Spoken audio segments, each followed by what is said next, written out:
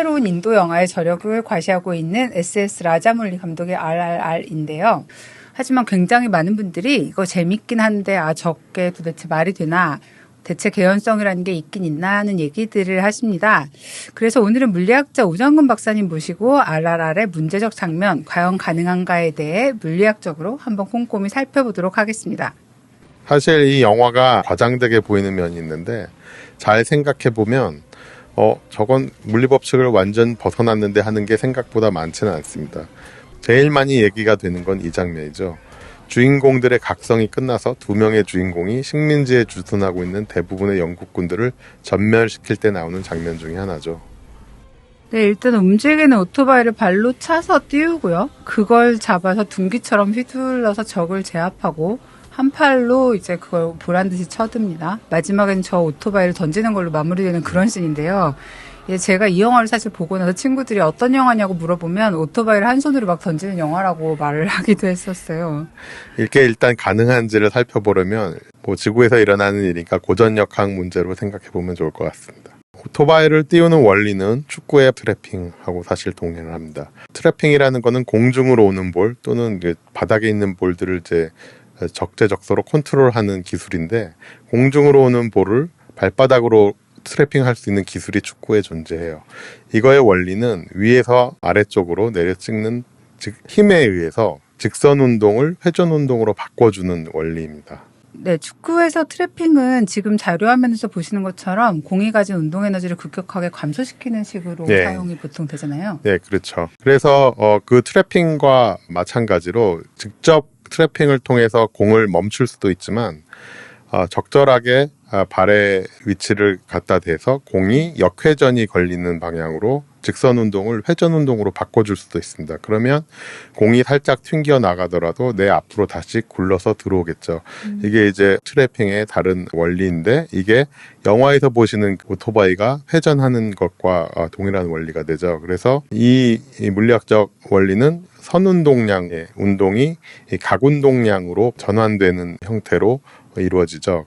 그래서 이 원리는 사실 김연아 선수가 스케이팅을 하는 원리랑 비슷합니다. 그래서 굉장한 가속을 붙여서 질주를 한 뒤에 도약을 해서 점프를 하게 되죠. 그러면 선운동량의 직선 운동이 회전 운동으로 변환하게 되죠. 그래서 이런 간단한 원리가 이제 가능한 이유는 오토바이를 외력에 의해서 운동의 방향을 바꿔주는 그 주인공의 엄청난 발힘 이것이 있으면은 가능하겠다 할 수 있죠.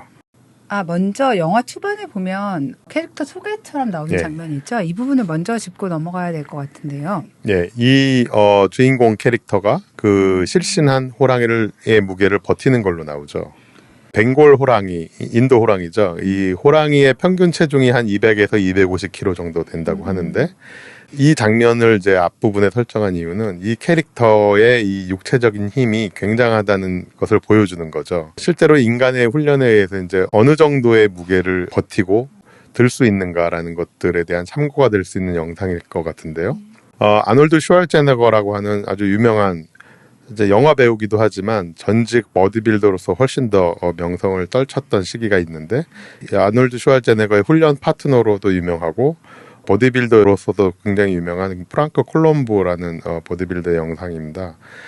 이분이 데드리프트라는 종목을 한 340kg 정도를 든 기록을 갖고 있는데 실제로 이 정도의 무게를 들면은 가능할 수도 있습니다. 이분은 실제로 이렇게 평행 주차된 차를 들어서 이동시켜서 주차난을 해소해줄 정도로 그런 아주 유명한 영상입니다. 이분의.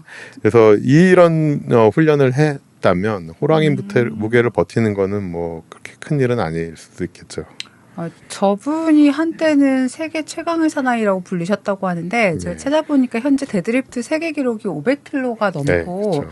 이제 들어 올리는 것까지를 저기서 오토바이를 번쩍 들었으니까 생각했을 때 역도하고 비교해보면 250kg 정도가 세계 기록이거든요. 그렇죠. 그렇다면 박사님 말씀처럼 오토바이 무게가 그렇게 무겁지 않으면 드는 것도 가능은 하겠네요. 그렇죠. 그리고 또 하나 이제 간과하고 있는 부분 중에 하나가 이 오토바이인데요. 굉장히 가벼운 모델이죠.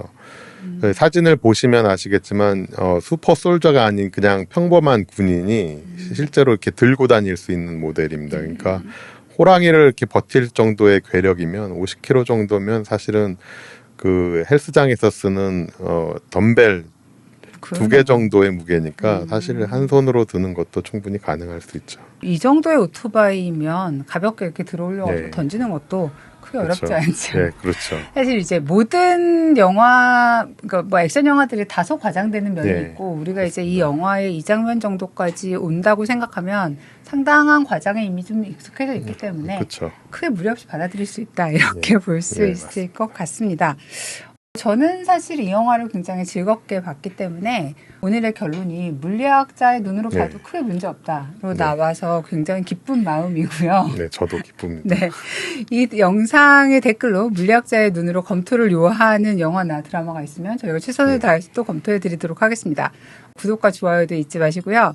또 다른 라자몰리 감독의 영화 바우발리의 물리학이 궁금하신 분들은 과학하고 완전의 7월 마지막 주 물리학자들 편을 참고해 주세요. 요 위에 아마 링크가 나가고 있을 것 같습니다. 감사합니다. 감사합니다.